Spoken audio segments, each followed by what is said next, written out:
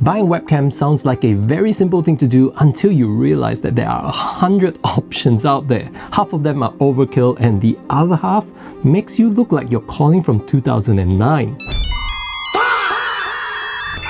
Yikes! So I've got my hands on the Insta360 Link 2 Pro and the Link 2C Pro. On paper, it's one of those overkill webcams packed with a lot of features.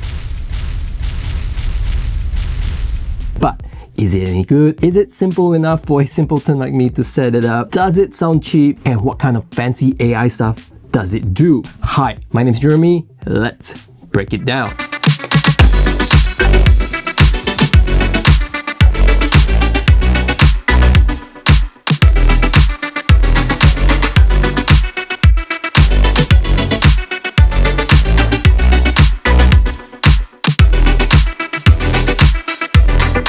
Now, before we find out how good we look on camera, let's give these guys a quick unboxing and see if setup is going to be a pain.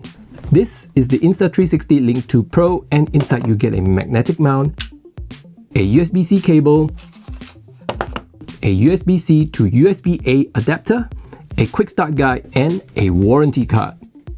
In the Link 2C Pro, you'll get the same accessory as the Link 2 Pro except for the camera, which doesn't come with a gimbal attached to it. The C in the Link 2C Pro stands for compact and classic, and it's meant to be more portable compared to the Link 2 Pro. Now, to set up the camera, all you have to do is take out the magnetic mount, hook them on your monitor, and then to power up, just plug them into your computer and bada bing, bada boom, that's it. If you want to shoot in vertical, both these cameras can stream in uncropped 9:16 vertical content. For the Link 2 Pro, mount it on a tripod and turn it left. For the Link 2C Pro, just mount it vertically. And if you're not using any of these cameras, the Link 2 Pro automatically enters privacy mode after 10 seconds of inactivity, or you can tilt the lens down manually. For the Link 2C Pro, there is a privacy switch to close the lens manually. Once you've had a webcam with a privacy shutter, it's hard to go back, which is good if you're the kind of person that's worried that someone's always looking.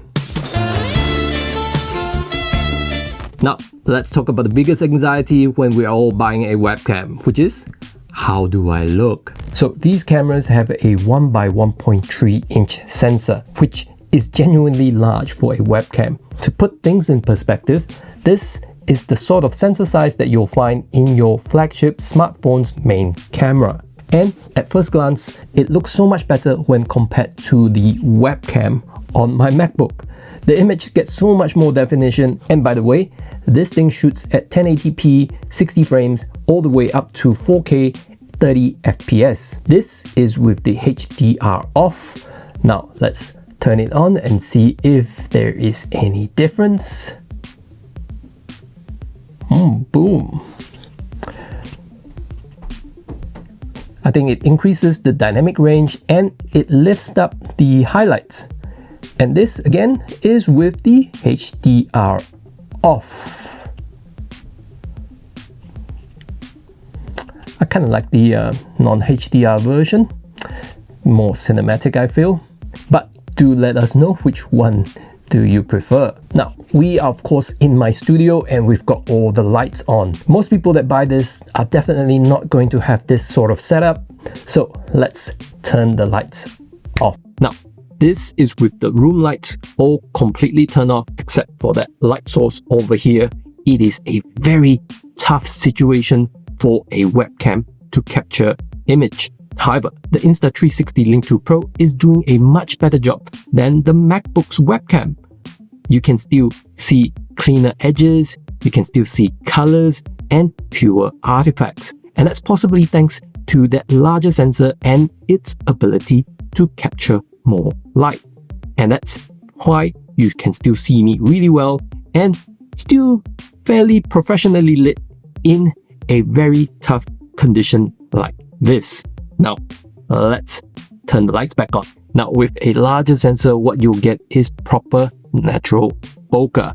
That's the DSLR style like shallow depth of field that makes your video look and feel more expensive.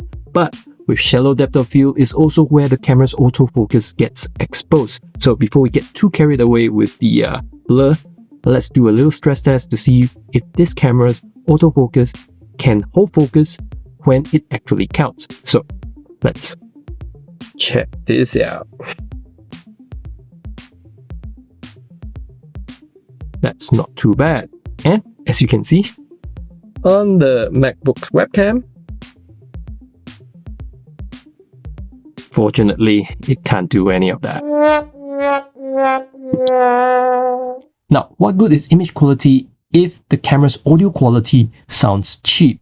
And for a tiny little camera like this, you'd be right to think that, hey, the audio quality from a tiny little thing like this would probably sound rubbish. But you'd be wrong. The Link 2 Pro cameras come with two mics, one omnidirectional mic and one directional mic, and it combines those mics with beamforming and AI noise cancellation technology to give you 4 recording modes. Now here, you get standard. This is the everyday mode with a bit of noise control. This gives you a bit of noise suppression without fully drowning your voice, making you sound like you're underwater.